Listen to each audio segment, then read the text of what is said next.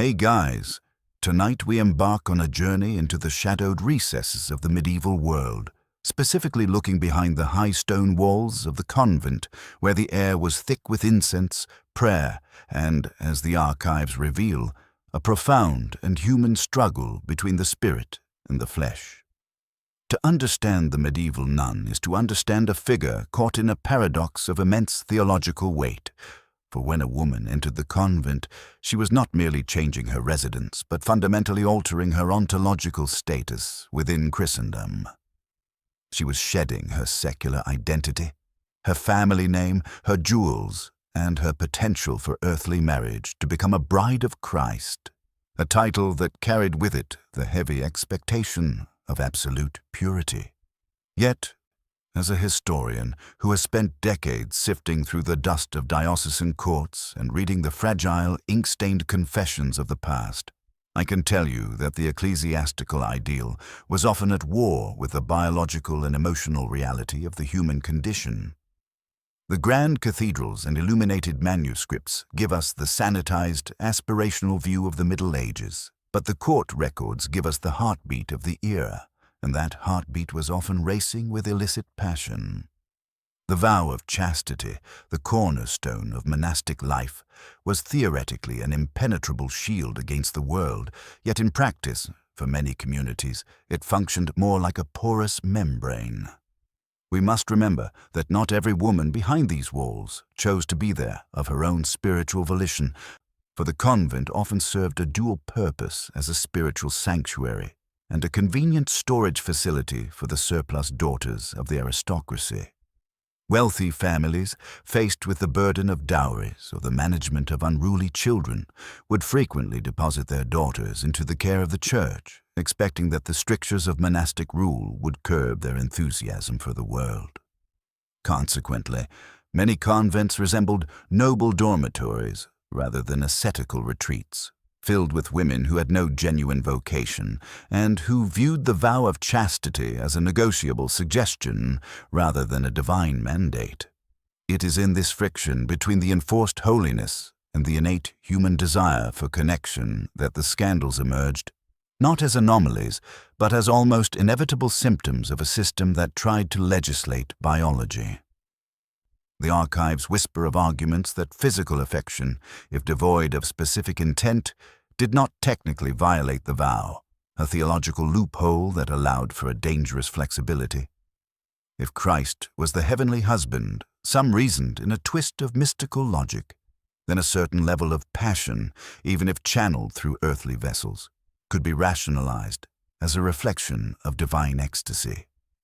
Reports from bishops sent on visitation tours, essentially the internal audits of the medieval church, are filled with euphemisms that barely conceal the reality, noting excessive familiarity, or the suspicious presence of unescorted males in the orchard, a phrase that suggests the forbidden fruit was being tasted in more ways than one. But beyond the whispers and the stolen glances, there was the undeniable biological consequence that no amount of prayer could hide, which was pregnancy. In the hermetically sealed environment of a convent, a growing belly was a catastrophic failure of the communal mission, a physical manifestation of a broken vow that implicated not just the mother, but the entire sisterhood in a web of deceit. The excuses recorded in the annals of history range from the desperate to the fantastical, with some nuns claiming demonic possession or even miraculous conception, citing biblical precedent in a bid to escape judgment, though such claims were rarely met with credulity by the hierarchy. The logistical nightmare of a pregnancy within the cloister led to panic and strategic obfuscation, where the pregnant sister might be sent on a sudden, prolonged retreat or diagnosed with a vague illness requiring total isolation. The darker reality, one that weighs heavily on the soul of any historian, involves the fate of the infants born from these unions, some whisked away to foundling homes or sympathetic relatives under the cover of darkness, while others met more tragic, silent ends, buried in unconsecrated ground with nothing but a vague prayer to mark their brief existence. The paternity of these children often pointed to the proximity of temptation, implicating those few men allowed within the convent's orbit, such as priests, confessors, or the laborers who tended the grounds. The Church's response to these transgressions was often surprisingly inconsistent, dictated more by class and influence than by a uniform penal code. A peasant nun might face excommunication and destitution, cast out into a world she no longer knew, while a sister of noble birth might receive only a stern reprimand and a sabbatical, proving that even in the eyes of the Church, the earthly hierarchy often superseded the divine one. Yet it was not always the physical act that posed the greatest threat to the cloistered order, but rather the emotional entanglement that preceded it. The most dangerous weapon in the convent was not the sword, but the quill. In an age where silence was a virtue, the written word became the primary vessel for forbidden desire. Parchment, unlike the spoken word, leaves a trail, and the survival of illicit love letters gives us a piercing glimpse into the hearts of these women. When the high walls made physical trysts impossible, love found a way through ink and wax, with letters slipped through cracks in the masonry, hidden inside loaves of bread, or carried by sympathetic novices who acted as unintended couriers of romance. These letters, some of which were burned by scandalized bishops who feared the very paper might be contagious with sin, reveal a blending of sacred and profane language that is fascinating to the theological mind. Nuns would appropriate the erotic imagery of the Song of Solomon or the intense devotion of prayer to express earthly longing, writing to their lovers with a spiritual intensity that bordered on blasphemy. One French nun maintained a correspondence with a nobleman for over a decade, a testament to the endurance of the human spirit against confinement, until she was betrayed by her own literary hubris, quoting of it in a choir book. The punishments for such intellectual rebellion were severe, ranging from solitary confinement to the public humiliation of having one's most intimate thoughts read aloud to the community, a psychological dismantling of the self that was perhaps more painful than any physical penance. The Church understood that to control the body, one had to control the mind, and the flow of ink was a leak in the dam of chastity that had to be plugged. Yet, despite the threat of the lash or the shame of the public chapter meeting, the letters continued to flow because the human need to be known, to be seen, and to be loved did not vanish simply because a woman donned a habit. The convent, in its ideal form, was a fortress of purity, but in reality, it was a crucible of suppressed emotion, where the pressure of containment often led to explosive acts of rebellion. Some of these rebellions were not merely literary or romantic, but physical and desperate, manifesting in elaborate escape attempts that read like adventure novels. We must dispense with the image of the dainty, passive nun. The records show us women of immense agency and grit who, realizing that the monastic life was a prison sentence, decided to break out. These were not impulsive acts, but calculated operations involving bribed guards, disguises, and the physical scaling of walls. The motivations were as varied as the women themselves. Some fled to the arms of lovers, others simply wished to escape the crushing weight of eternal silence and the monotonous diet of cabbage and prayer. The legendary escape of Sister Benedetta of Verona, who failed twice before finally succeeding by disguising herself as a novice and fleeing on a vegetable cart, illustrates the sheer determination required to reclaim one's autonomy. These stories of escape and capture, of forced returns and stubborn recidivism, remind us that the habit did not always make the nun, and that beneath the veil often lay a woman who had never truly surrendered her will to the Church. It is a mistake to view these escapes merely as flights from boredom. They were often profound rejections of spiritual authority, moments where the individual conscience, or perhaps the individual will, revolted against the collective obedience demanded by the rule. Consider the extraordinary case in Saxony, where a collective breakout was staged not for love, but out of artistic spite after an austere abbess banned music. Here, the rebellion was visceral, a reclaiming of sensory beauty in a world stripped of it, where the nuns overpowered a gatekeeper, armed only with a loaf of stale bread, a detail that lends a touch of absurdist theatre to the historical record, and vanished into the woods. The church authorities, in their report, described these women as disoriented and unrepentant, a phrase that I find strikingly poignant. It suggests a state of mind where the spiritual compass had been deliberately smashed, leaving them wandering in a moral wilderness of their own making. When such women were inevitably hauled back, the ecclesiastical machinery of punishment ground them down with fasting, public shame, and the cold solitude of the correction cell. Yet for some, the spark of defiance was never fully extinguished.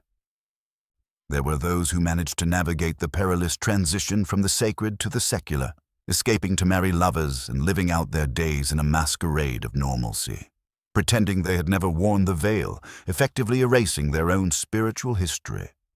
But if we are, speaking of audacity, we must turn our gaze to the stained-glass legend of Sister Agnes of Würzburg, a figure who deserves a prominent, if slightly blushing, place in the annals of convent impropriety. Agnes was not a woman who fled. She was a woman who transformed her cell into a sanctuary for the forbidden.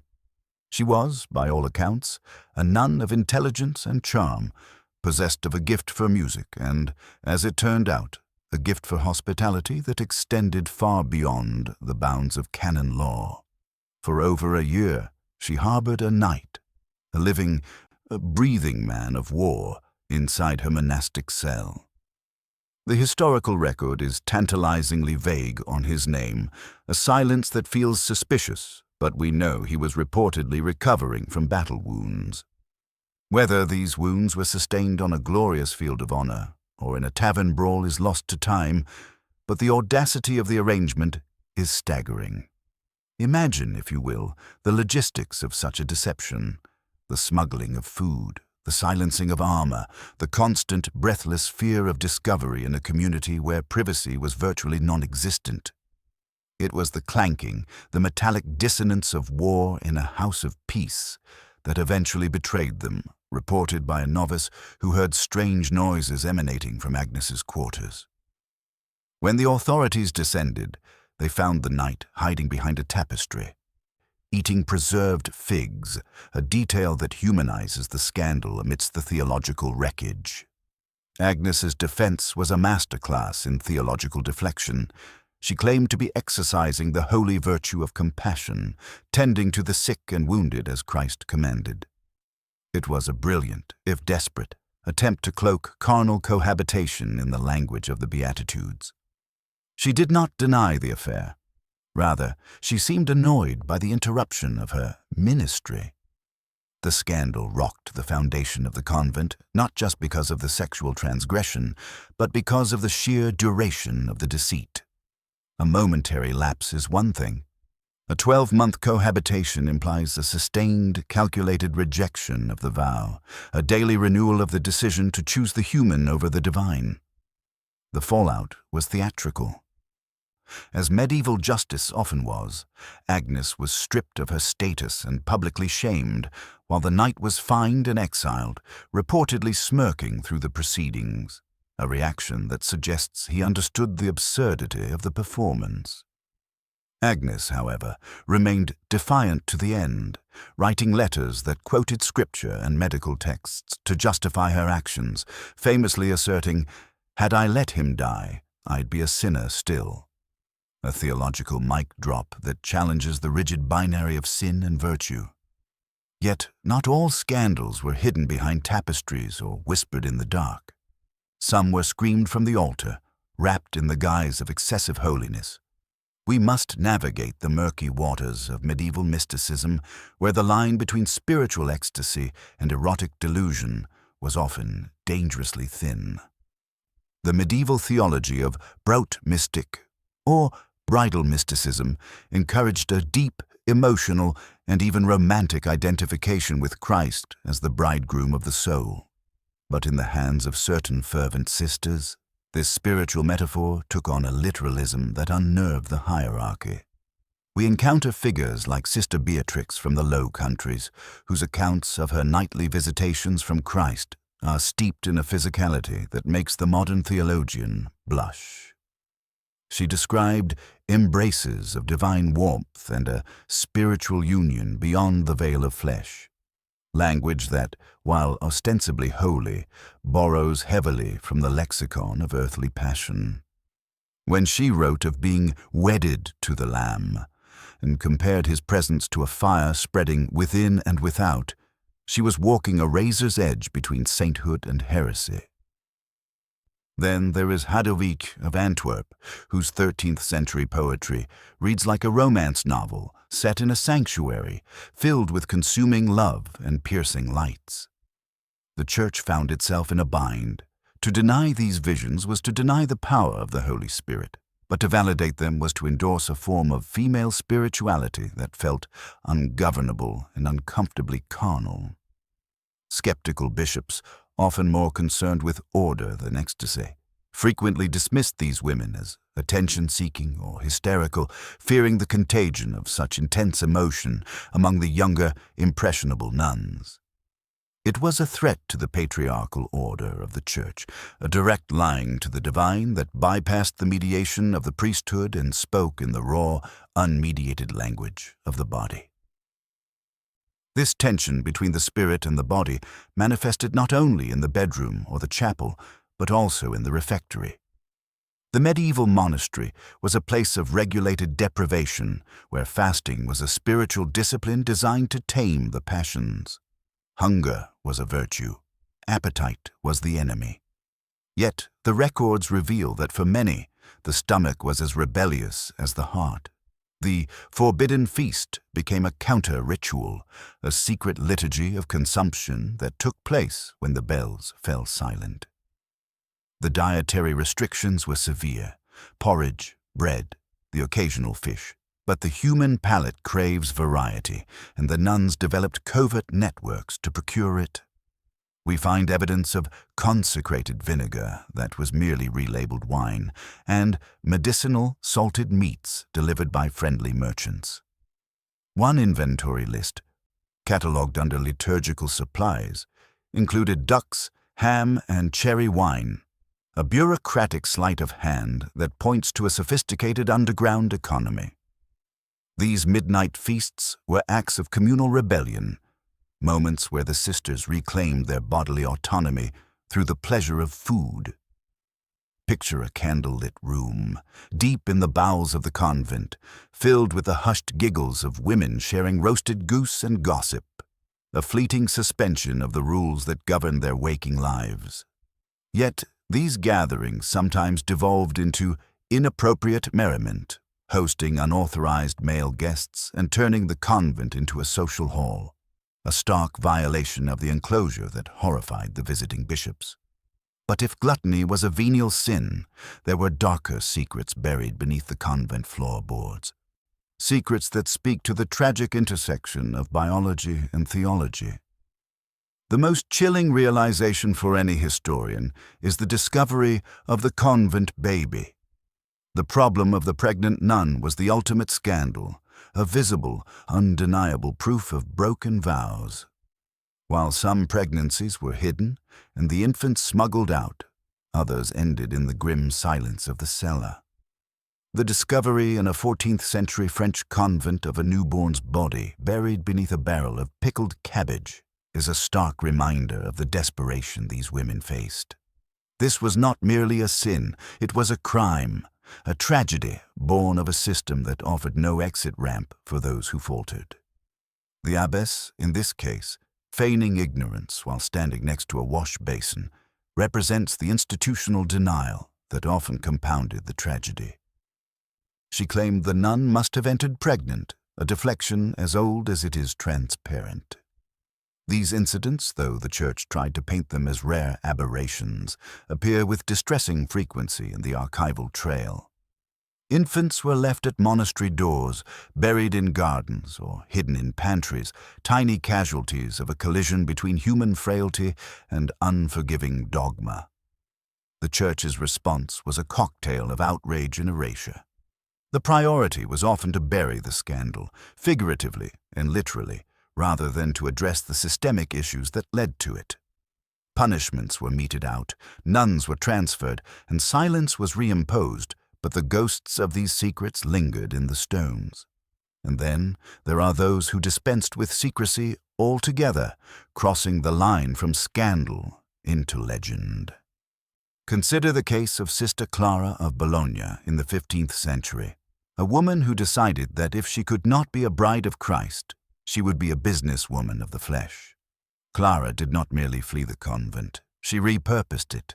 Leaving the order, she returned to the building, which she seemingly acquired or occupied, and opened a brothel, staffing it with former nuns and running it with the efficiency of a high-functioning abbey.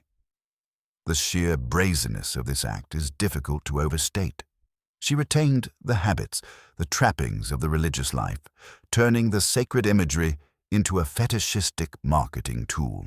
This was the cloister of delight, a perversion of the monastic ideal that drew men from all walks of life. When the church authorities finally intervened, their panic was not just about the sin of prostitution, which was, sadly, a common feature of medieval urban life, but about the mockery of the institution. Clara's retort to the authorities that at least no one here pretends to be chaste strikes at the heart of the matter. She was exposing the hypocrisy she perceived in the system, holding up a dark mirror to the church. Her excommunication was a foregone conclusion, but her legacy as a folk legend, appearing in bawdy plays and songs, suggests that the public found a certain grim humor in her rebellion. If we delve deeper into the systemic vulnerabilities of the convent, we inevitably encounter the confessional, that wooden box designed as the spiritual reset button of medieval Catholicism. In theory, it was a solemn ritual of self-examination and absolution, a place where the soul was laid bare before the representative of God. But in practice, the architecture of confession, an enclosed space, a male authority figure, a female penitent, and the heady atmosphere of whispered secrets, created a petri dish for misconduct. We call this the confessor scandal, a genre of misbehavior so prevalent it bordered on cliché. The dynamic was fraught with a dangerous intimacy. Priests were often the only men these women interacted with, and the line between ministering to the soul and exploring the emotional terrain of a lonely heart was easily blurred. The archives introduce us to figures like Father Anselm of Tours, who, charged with the spiritual care of 30 nuns, somehow managed to cultivate special spiritual intimacies with 10 of them. The alarm was only raised when Sister Magdalene was observed emerging from the confessional, not with the somber demeanor of the absolved, but giggling and smelling faintly of clove wine. The Church's response to such predatory behavior was often a delicate silence, followed by reassignment, a medieval version of shuffling the problem to a new diocese, leaving the nuns to bear the brunt of the shame. Some were accused of seducing the priest with feminine charm, a charge that essentially criminalized their existence, while others, disillusioned, chose silence over sanctity, refusing to confess at all rather than submit to a compromised authority. But not all convent secrets were shared with priests. Some were buried in the soil of the herb garden. Every convent had one, a necessity for daily life and medicine, but in the hands of the apothecary sisters, the garden became a place of darker knowledge. These women were the chemists of the cloister, and their understanding of botany extended beyond curing stomach aches to managing the consequences of sin. We find veiled references to the use of pennyroyal, tansy, and rue, herbs known for their abortifacient properties, being administered to restore irregular cycles. The euphemisms were poetic, describing potions for nervous conditions or humoral imbalances. But the community understood the subtext when a nun visited the herbarium with a shaky voice and left looking relieved. Sister Hildegard of Trier was noted in the records as an herbalist of great discretion, whose concoctions could undo what the flesh hath done. While the Church officially condemned such practices, the pragmatic desire to avoid scandal often meant that as long as the problem disappeared quietly, few questions were asked. Yet, this pharmacological power also fueled darker rumors of love spells and witchcraft, leading some convents to face the terrifying scrutiny of the Inquisition. When secrecy failed, scandals sometimes spilled out of the cloister and into the most unlikely of places, the secular court. It is a jarring image, the bride of Christ standing before a civil magistrate, but the records show nuns engaging in fierce litigation over inheritance, property, and, most awkwardly, broken hearts. In Florence, we find the spectacular case of Sister Constanza, who sued a priest for breach of promise, alleging he seduced her in the confessional with vows of leaving the priesthood to marry her. She arrived in court armed with letters, witnesses, and a pointed poem, throwing the legal system into such disarray that judgment was delayed for 3 years in the hopes that the litigants would simply die or lose interest. In Cologne, an abbess was dragged to court for misusing convent funds to purchase luxury linens and spiced wine for visitors who turned out to be young, well-groomed men. The abbess's defense, that these were acts of spiritual hospitality, was met with skepticism by judges who recognized a high-end social club when they saw one. These courtroom dramas were the soap operas of the age, with local taverns buzzing about the nun with the wine bill, proving that the appetite for scandal was just as ravenous then as it is now. This appetite also extended to the spiritual economy of relics, where convents often operated with the aggressive marketing tactics of a modern corporation. Relics were the verified badges of the Middle Ages, drawing pilgrims and their coins, and some communities collected them with a reckless disregard for authenticity. Abbess Euphemia of Thuringia claimed to possess a piece of Mary Magdalene's hairbrush, a mundane grooming tool elevated to divine status, though a bishop later identified it as a local comb smelling of goat. Another convent in Bruges boasted the fingernail of Saint Apollonia, which scholars identified as a sliver of cow horn. The abbess's defense, that the miracle lay in the faith of the pilgrim, not the object itself, was a brilliant theological pivot, shielding the fraud behind a wall of piety. The sheer volume of duplicate relics, including multiple heads of John the Baptist, suggests an enthusiasm that far outpaced archaeological reality. Yet for the nuns running these shrines, the economic survival of their community often depended on these sacred fictions. Finally, we must acknowledge the women who ran these institutions, the abbesses who functioned less like spiritual mothers and more like medieval CEOs.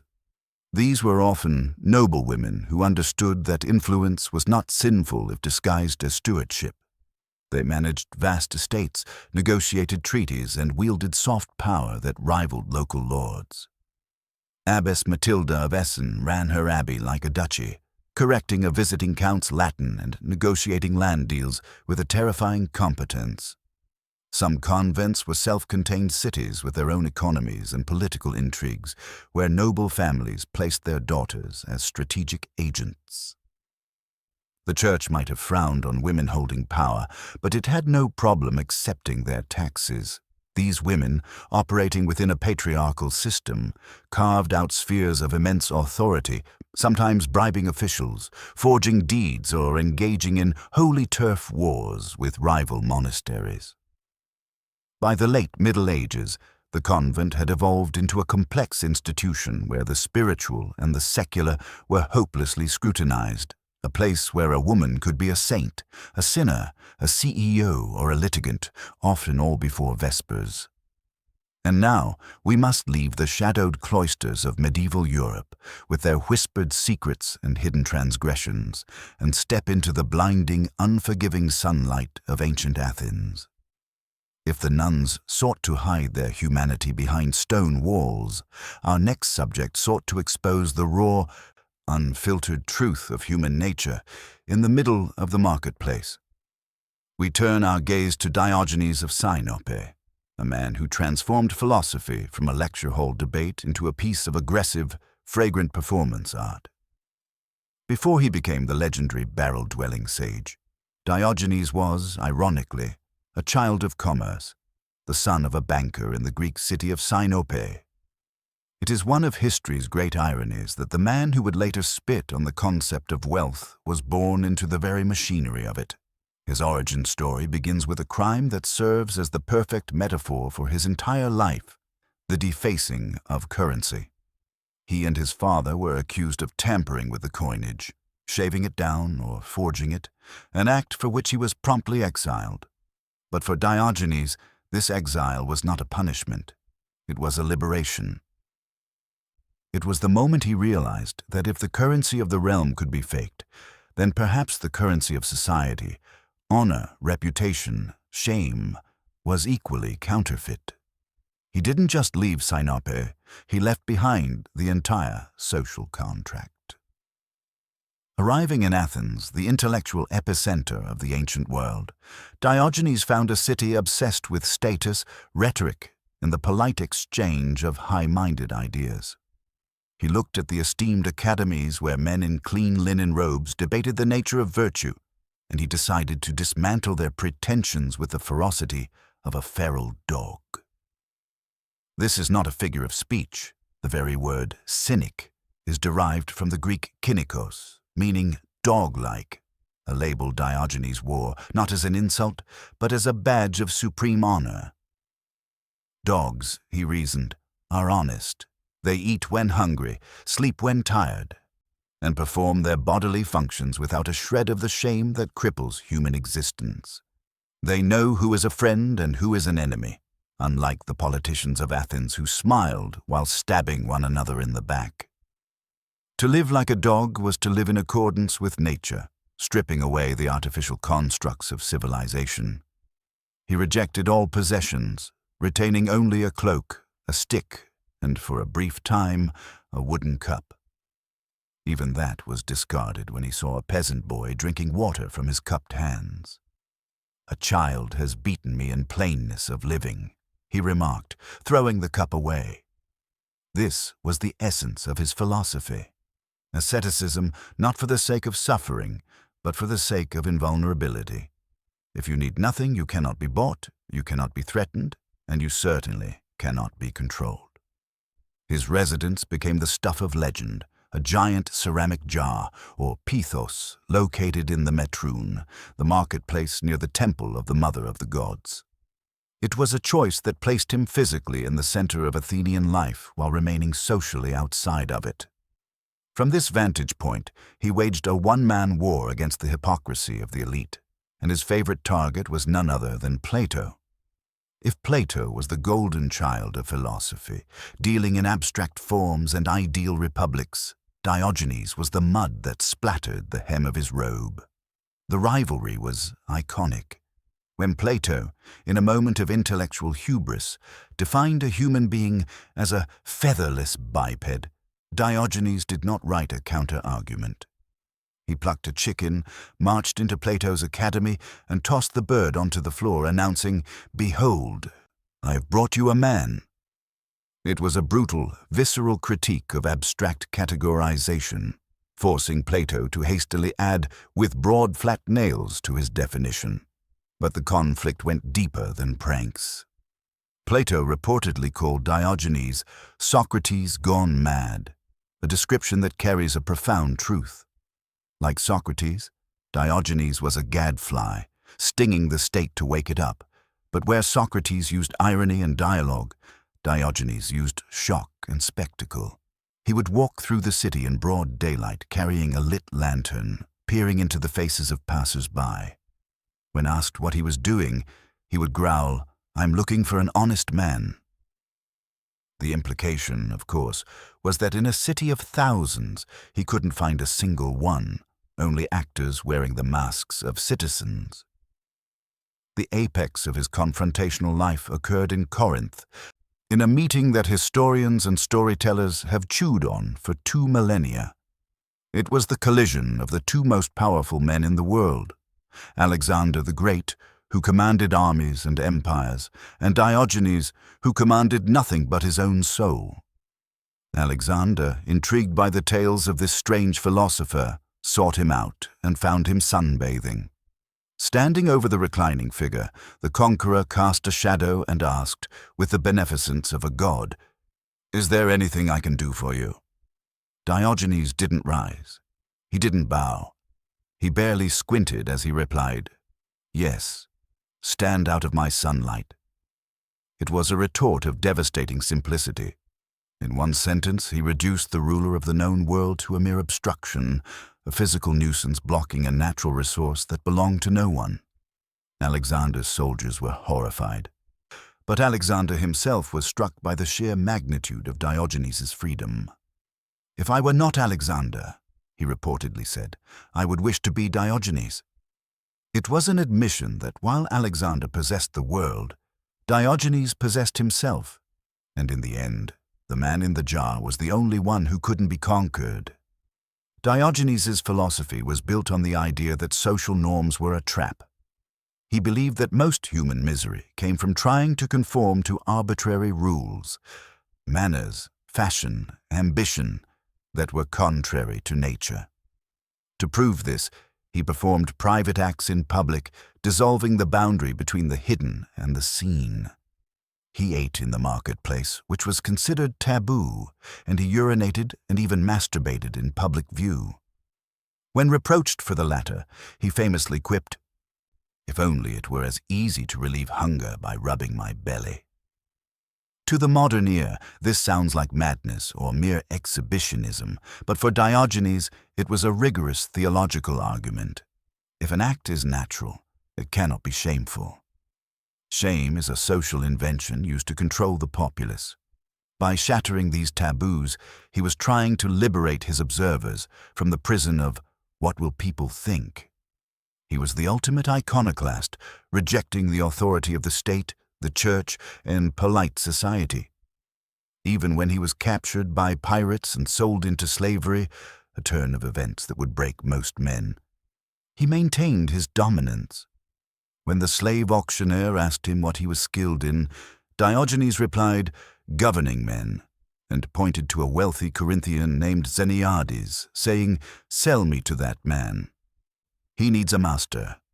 He didn't just survive slavery. He subverted it, ending up running Xeniades' household and educating his children, proving that true nobility has nothing to do with legal status.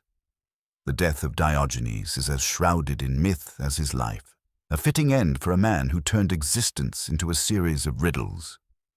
The stories of his passing vary, hovering somewhere between the tragic and the ridiculous. Some accounts suggest he died of a severe infection from a dog bite, an irony that would not have been lost on the man who proudly bore the name Cynic. Others claim he died after eating a raw octopus to prove that cooking was an unnecessary social convention, while the most enduring and perhaps most fitting legend is that he simply decided he had had enough of living and voluntarily held his breath until he expired. It was the ultimate act of self-control, a final demonstration that he was the master of his own vitality. When asked beforehand how he wished to be buried, he reportedly instructed his friends to throw his body over the city walls for the beasts to devour. When they recoiled in horror, asking if he minded being eaten, he replied, "Not at all, as long as you provide me with a stick to chase them away." When they pointed out he would be dead and unable to use the stick, he delivered his final punchline, "If I lack the consciousness to chase them away, then why should I care what happens to me?" Even in death, he refused to grant the body any sanctity, treating it as mere matter to be recycled by nature. Yet, while his body may have been discarded, his mind colonized the future. The stoicism of Epictetus and Marcus Aurelius, with its emphasis on inner fortress and self-sufficiency, owes a profound debt to the man in the jar. In a world that is increasingly obsessed with the curation of the self, with filters, followers, and the frantic accumulation of status, Diogenes remains a terrifyingly relevant figure. He is the ghost at the banquet, the voice asking why we are working so hard to impress people we do not like. and reminding us that true freedom is not found in having more, but in needing less. He left behind no ruins, no empire, only the uncomfortable, echoing laughter of a man who looked at civilization and saw a cage. But if Diogenes taught us about the folly of human ambition through satire, history provides us with darker, bloodier lessons on the same subject. We must now turn our eyes to the rolling plains of Montana in the summer of 1876, where the grass was high and the tension was breaking. The American West was not merely a frontier. It was a collision zone between an industrial, expansionist empire and an ancient, nomadic way of life that was fighting for its very breath. By the 1870s, the treaties signed in Washington were worth less than the paper they were written on. The Fort Laramie Treaty of 1868 had guaranteed the Lakota Sioux possession of the Black Hills, Paha Sapa, forever. But forever, in the lexicon of American expansion, lasted exactly 6 years. In 1874, an expedition led by Lieutenant Colonel George Armstrong Custer confirmed the presence of gold in those sacred hills, and the resulting stampede of prospectors tore the treaty to shreds. The government, rather than enforcing the law and evicting the trespassers, offered to buy the land. The Lakota refused. To sell the Black Hills was not just a transaction, it was a spiritual amputation.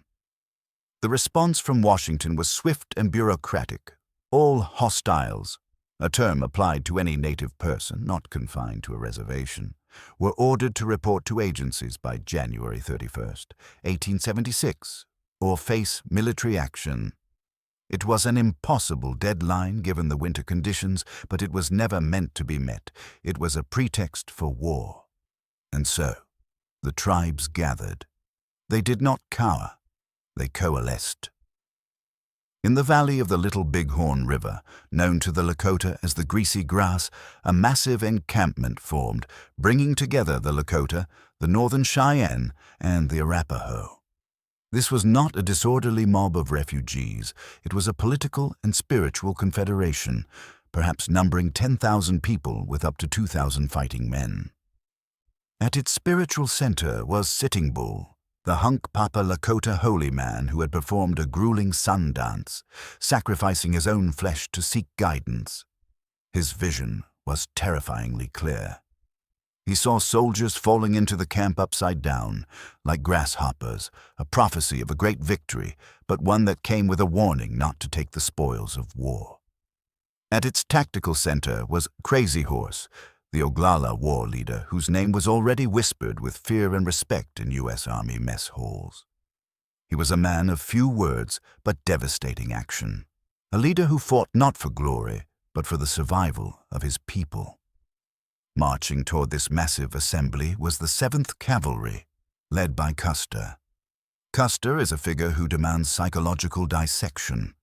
A Civil War hero with a flair for the dramatic, he wore velvet uniforms, scented his long blonde hair with cinnamon oil, and cultivated a media persona that made him a household name. But by 1876, his star was fading, tarnished by political scandals and a public feud with President Grant. He needed a victory. He needed a headline. And his hubris convinced him that the indigenous warriors would scatter at the first sign of the U.S. Army. He was operating on the outdated assumption that native warfare was primarily evasive. He did not realize that the Lakota and Cheyenne were done running. They were cornered, they were angry, and they were waiting.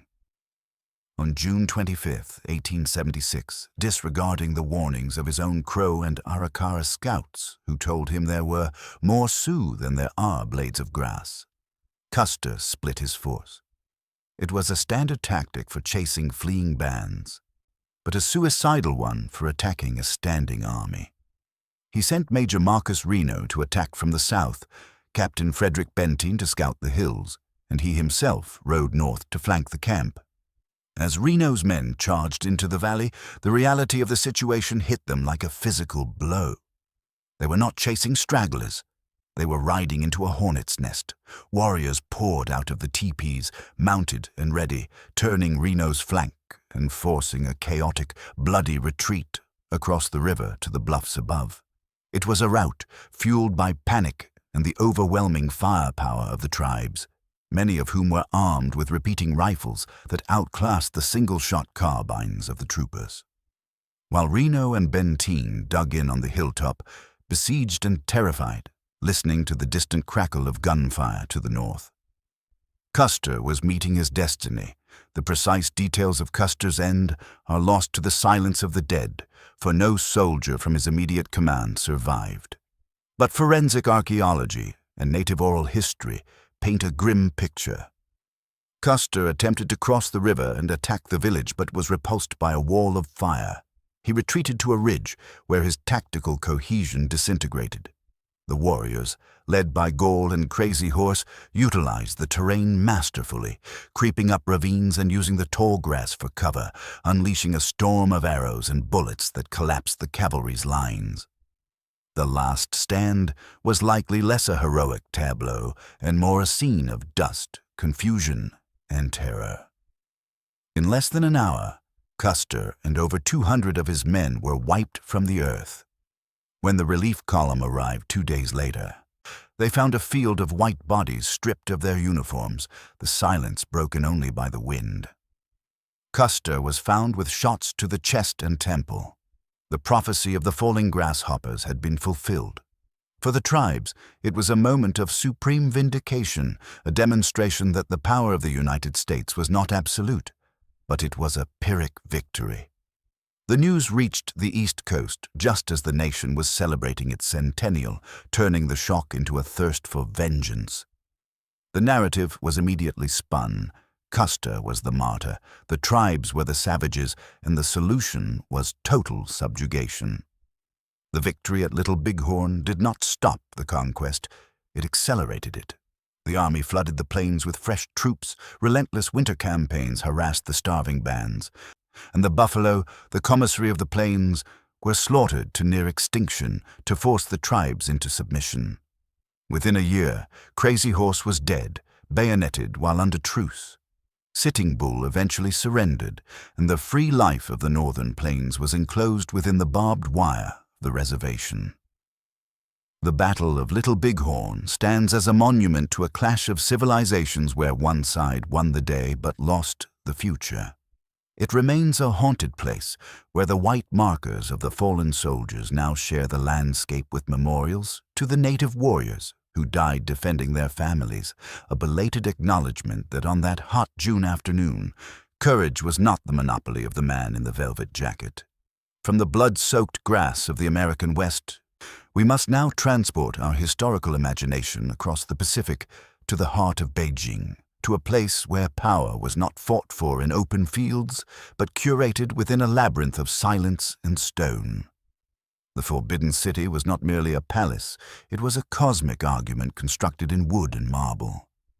Commissioned in 1406 by the Yongle Emperor of the Ming dynasty, its creation was an act of sheer will, requiring the labor of over 1 million men and materials dragged from the furthest corners of the empire.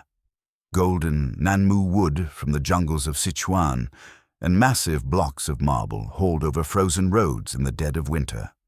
When the dust settled 14 years later, what stood in the center of the capital was a city within a city, a 180-acre fortress of 900 buildings designed to terrify and awe. Its architecture was a physical manifestation of Confucian hierarchy, symmetrical, orderly, and crushing in its grandeur. At its center lay the Hall of Supreme Harmony, the axis of the world, where the emperor sat as the son of heaven, the indispensable bridge between the celestial and the terrestrial. But the brilliance of the Forbidden City lay in its name. It was a space defined by exclusion. For 5 centuries, the common people were barred from entering, and even high officials could only tread specific paths. It was a machine designed to elevate one man by rendering him invisible to the masses, turning the emperor into a deity who existed above rather than among. Yet as we peer through the red walls, we find that this architectural apotheosis was often a gilded cage. The emperor, theoretically the most powerful man on earth, was frequently a prisoner of his own rituals. His life was scripted to the minute, woken to music, dressed by attendants, his meals tasted for poison, his every movement watched by a legion of eyes. This was the paradox of absolute power. It required absolute isolation, and in that isolation, the ruler often lost touch with the very reality he was supposed to govern. Shadowing the Son of Heaven was an army of men who were not quite men, the eunuchs. These castrated servants were the phantom limbs of the dynasty, severed from their own biological lineage to serve the emperors alone. Originally intended as menial laborers and guardians of the women, the eunuchs evolved into a terrifying political force. Because they could not sire children, they were theoretically loyal only to the throne. But in the vacuum of the emperor's isolation, they became the gatekeepers of reality. They controlled who the emperor saw, what he read, and what he knew. In the late Ming dynasty, the eunuch Wei Zhongxian became the de facto ruler of China, running a secret police network known as the Eastern Depot that rivaled any modern intelligence agency in its brutality. They were the silent hands moving the pieces in the dark, and their rise often signaled the rot at the core of the state. But the palace was also a domain of women, the inner court, a perfumed battlefield where thousands of concubines vied for the only currency that mattered, the emperor's favor. We must not mistake the serenity of the garden pavilions for peace. This was a high-stakes arena where a pregnancy could elevate a woman to the rank of Empress Dowager, and a barren womb could doom her to oblivion. It was here, from the depths of the harem, that figures like Empress Dowager Cixi would rise to hold the crumbling Qing Empire in her iron grip for decades, proving that the walls meant to contain women could not contain their ambition. The tragedy of the Forbidden City is that it was built to be eternal, yet it witnessed the collapse of two great dynasties. In 1644, the last Ming emperor, Chongzhen, climbed the artificial coal hill behind the palace and hanged himself as rebel fires burned the capital, marking the end of Chinese rule and the beginning of the Manchu Qing dynasty. The Qing occupied the palace, adopting its rituals and its walls, but they too eventually succumbed to the inertia of the place. By the early 20th century, the Forbidden City had become a museum of living ghosts. The most surreal chapter began in 1912, when the Qing dynasty fell and China became a republic. In a bizarre political compromise, the last emperor, a child named Puyi, was allowed to keep his title and live inside the inner court, while the modern world churned outside the gates. For over a decade, he lived as a monarch without a kingdom, a boy trapped in a time loop of meaningless ceremonies, surrounded by aging eunuchs and fading grandeur. It was a twilight existence, ended only in 1924 when a warlord finally evicted him, and the last Son of Heaven left the palace in a humble carriage, closing the door on 2 millennia of imperial history. Today, the Forbidden City is the Palace Museum, trampled by millions of tourists who selfie where emperors once trembled. It stands now not as a seat of power, but as a colossal headstone for the idea of divine monarchy, a beautiful, haunting reminder that no wall is high enough to keep history out forever. It was a twilight existence that demands a closer look, for the story of the Forbidden City did not simply stop when the Republic was declared. From 1912 to 1924, the palace became the stage for a surreal historical theater. While the rest of China was hurtling toward modernity, cutting queues and debating democracy, the inner sanctum of the Forbidden City remained frozen in a bizarre amber. Puyi, the last emperor, grew up in this distortion field, a prisoner of his own heritage. He was a monarch who ruled over nothing but memories and a shrinking cadre of eunuchs who still fawned over him as a god, even as they pilfered the imperial treasures behind his back. The corruption was rotting the palace from the inside out. In 1923, A mysterious fire gutted the palace of established happiness, destroying countless priceless scrolls and artifacts. Puyi, showing a flash of the ruthlessness that characterized his ancestors, correctly suspected that the eunuchs had set the fire to cover their tracks of theft. In a move that shattered centuries of tradition, he expelled the remaining eunuchs from the palace, casting them out onto the streets of Beijing, a symbolic death knell for the old order.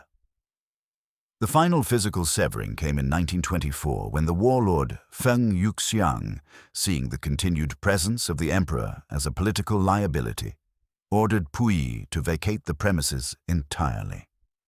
It is a moment of profound historical pathos. The Son of Heaven, whose ancestors had commanded the world to tremble, was given just hours to pack his bags. He left not in a golden palanquin, but in a motorcade, exiting the Gate of Divine Might as a private citizen, leaving the dragon throne empty for the first time in 500 years. But Puyi's tragedy was that he could never truly escape the gravity of that throne.